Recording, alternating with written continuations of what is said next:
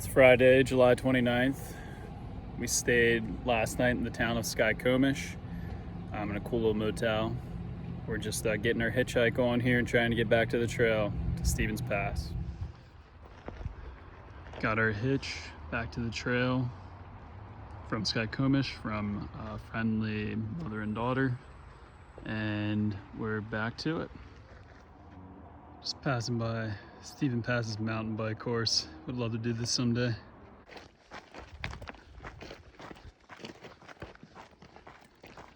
Near the top of Stevens Pass here.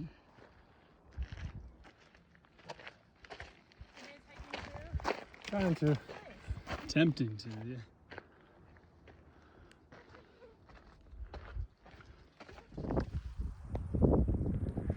Just ran by a young couple who are carrying skis and a snowboard, despite the fact that it's late July going on August here. There's a little bit of snow left. They said they went up there, so I guess they found some backcountry snow that's left over. This is Walden Pond. Apparently there's a lot of ponds and lakes in this next 70-mile section from Stevens Pass to Snoqualmie. I think we should probably set a goal, Evan, to swim in at least one. Oh yeah, definitely. So we will try that.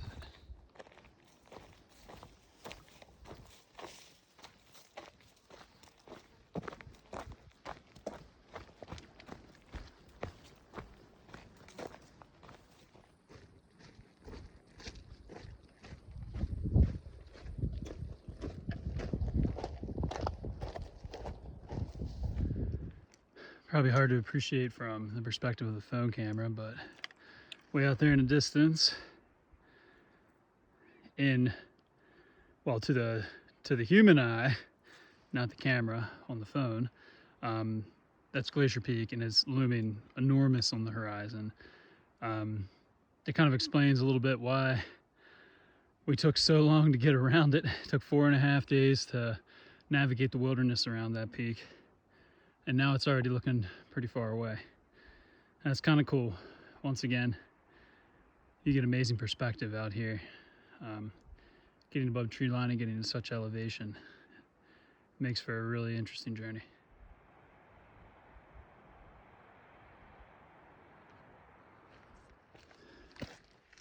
This is a cool perspective of a climb. I'm just now starting like the brunt of the climb up the Piper Pass, which is that little area way up there.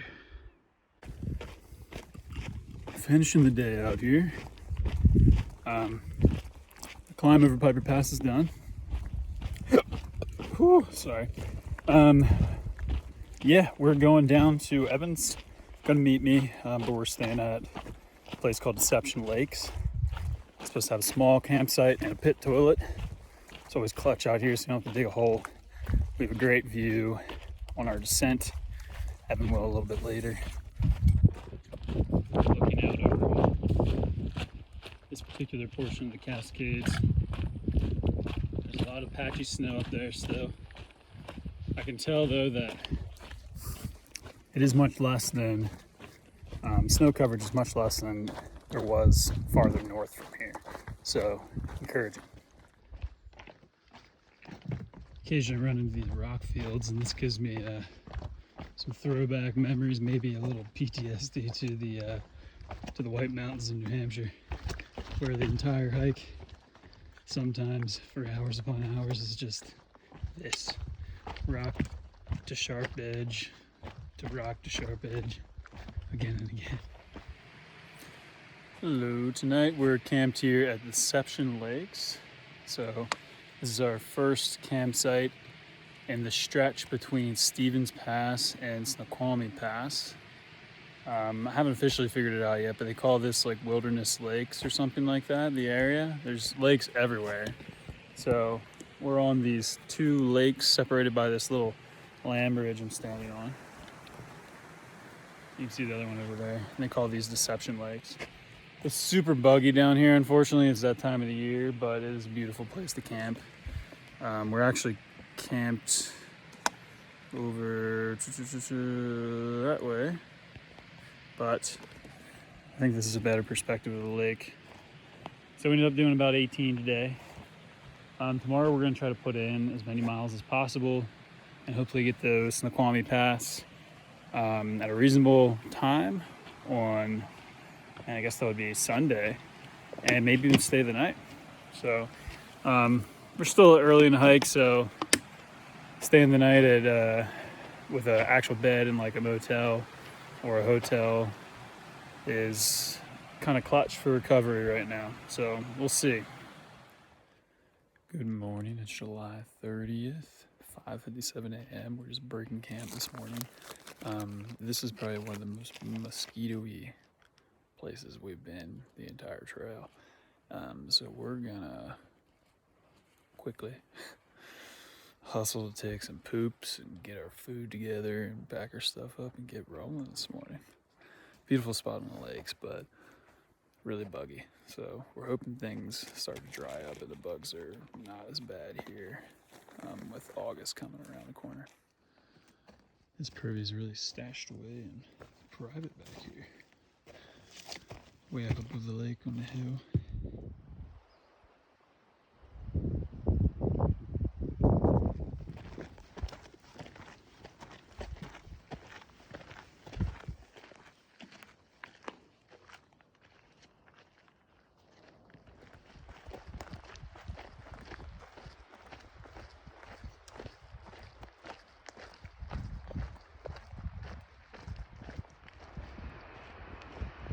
It's definitely one of my favorite lakes in Washington so far. It's nestled up so high and a waterfall coming off the mountain makes it pretty epic. Really reminds me of one of the lakes we saw in Peru. Beautiful Washington. So now I got our lunch spot here. Eating like vegans, super healthy.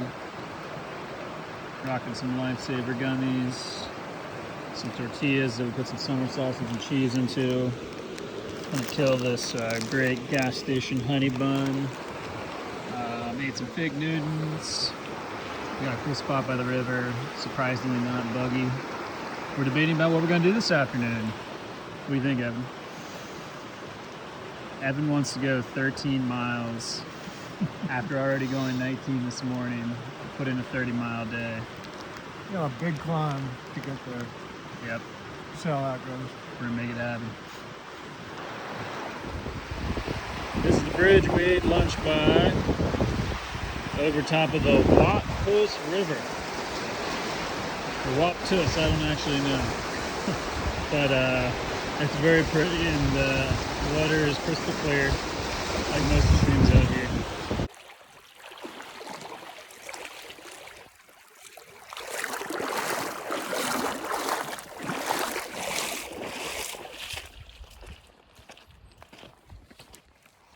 Bummer. I think these would usually be stepping stones, but there's too much water out here.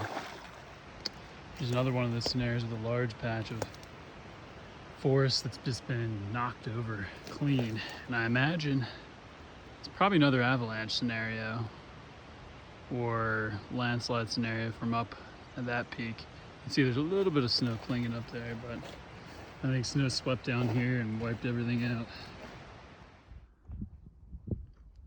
This is called Cathedral Rock. Kind of makes sense from this perspective. As high as we're gonna be for a while today. Some beautiful snowfields left up here, some cascading rivers coming down. You might get a little glimpse here of a nice bright blue lake called Peggy's Lake.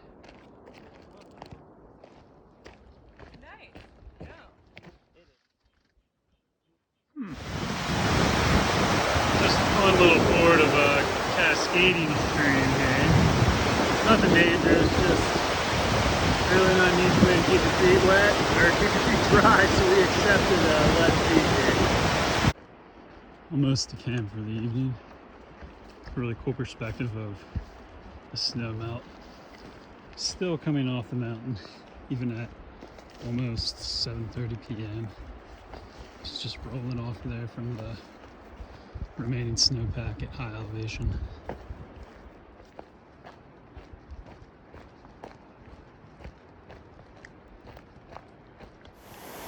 Yep, that bridge is completely gone. The bridge is out of this crossing, so we'll be doing the bounce beam across the creek here and trying to keep feet dry. Hopefully he won't miss this.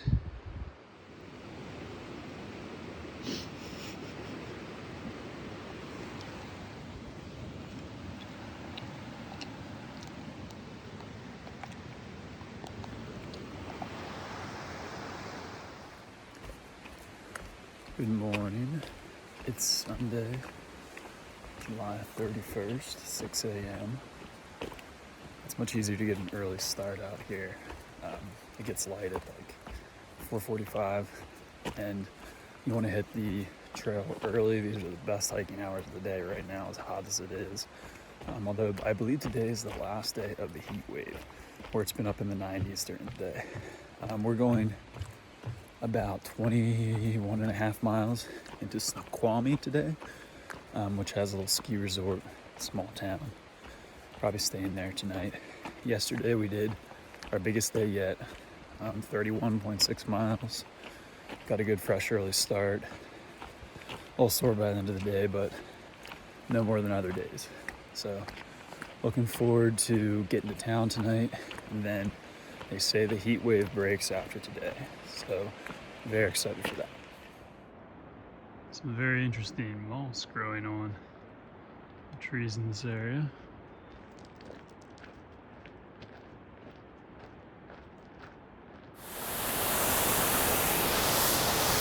We have a beautiful 7 a.m. wake up call. Gorgeous cascading rapid.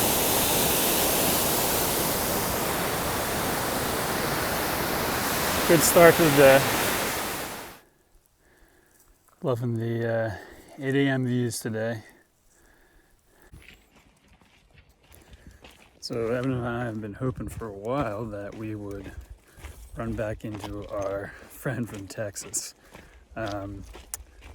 It's looking less and less likely all the time. We don't really know where he is. We've heard from multiple people around us that they've seen him, but it seems as though he might be behind us now, which is unfortunate because we did hike with him for like the first week of the hike almost, and he was funny and we grew attached to him. So he's a plumber from Texas, former infantry in the Army, all sorts of stories. Very interesting, kind of eccentric character at times. When we first met him, he's slightly overweight, but yet he was running all the downhills. He came underprepared in certain ways and overprepared in other ways. Like for instance, he had an entire bag of Tide Pods in his backpack. I didn't realize, but at the bear box at Hart's Pass, he left an entire propane torch. What he was hoping to do with it was cook meat out here.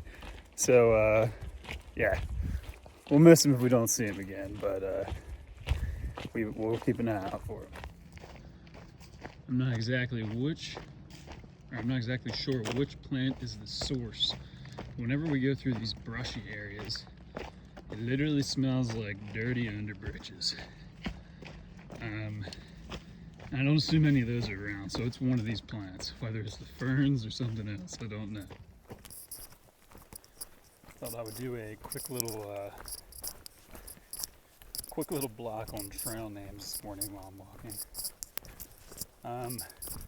So for those of you that don't know what trail names are, when you're hiking out here on trail, everyone has a real name, obviously, but most people have a trail name or a nickname they go by out here. It's just kind of part of the culture, I guess. I don't know necessarily how I feel about it anymore, but it is just part of things. So Evan and I have both just kept our trail names from the Appalachian Trail. So usually a trail name, you come by one by maybe some goofy story or some funny scenario, or just some feature about you that someone catches on to and gives you a name. Evan's nickname is Trunks. Don't know the whole story, but basically because someone noticed when he was doing a climb, Appalachian Trail, that his legs looked like tree trunks, and gave him that name. So mine takes a little bit more explaining. Mine, which I seriously debated taking a new one or just not taking a trail name at all during this hike. But I guess I registered my first hike on the Appalachian Trail under this name, so I kept this 50 Shades, like the steamy grocery store romance novels. Not for reasons you might expect, but because, long story short, I had made a deal with a friend that wasn't reading much anymore, that if they started reading again and read a book of my choice, I would read a book of their choice. So this was years before I did the AT, but they told me that it was a deal if I read 50 Shades of Grey, which at the time was like a little cultural phenomenon, and I guess a little notorious in a sense. So anyways, I did download it but never read it. When I started the Appalachian Trail then, started in March, very short days, not much daylight.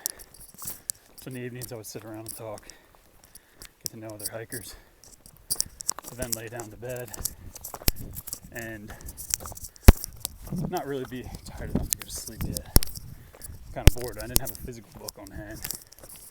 I eventually realized and remembered that I had downloaded 50 Shades of Grey to be discreet on the Kindle app on my phone because it's a little bit embarrassing. So I said, what the heck? It's the only thing I've got to read, so I started doing it. Didn't have any cell service at the time, so it was pretty much my only option. And I kept it quiet. And then I eventually told a close friend that I'd been hiking with for a couple of days, and he thought that was quite hilarious, especially given the fact that at that point in the hike, there were like 10, 20 people sleeping in the same shelter, like shoulder to shoulder. So he told everyone else, and the name stuck. Now out here, again, we took the same names. There is a hiker named Blacklight, I don't know, honestly, where's his first name, we didn't ask him yet. But he has taken to calling us, collectively, Evan and I, the nerds, which came from our friend from Texas, who whenever he hadn't seen us for a while, he kind of popped out of nowhere and just be like, "Sup, nerds?" So I kind of enjoyed that and took to it. But that's the gist of trail names.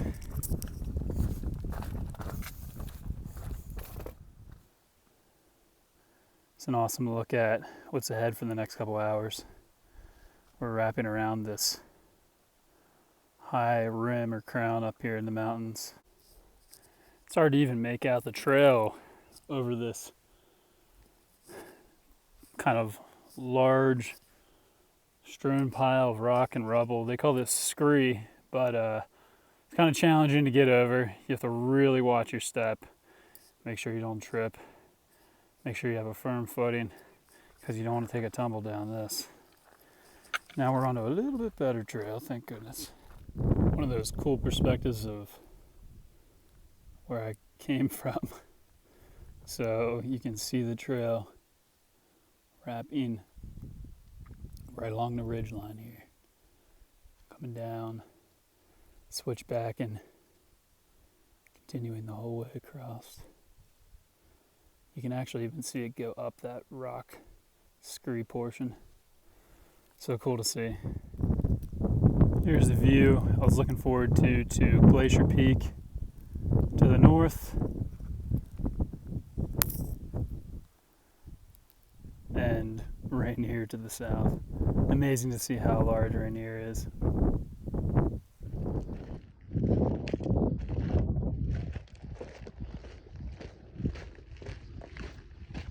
beautiful section of ridge walking here.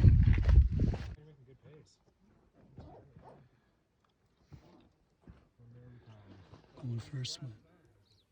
Feeling a little cleaner now.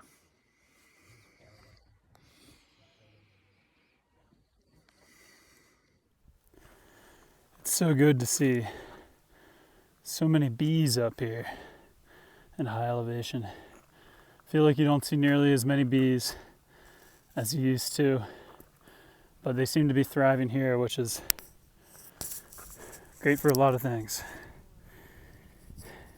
We don't want to lose our pollinators.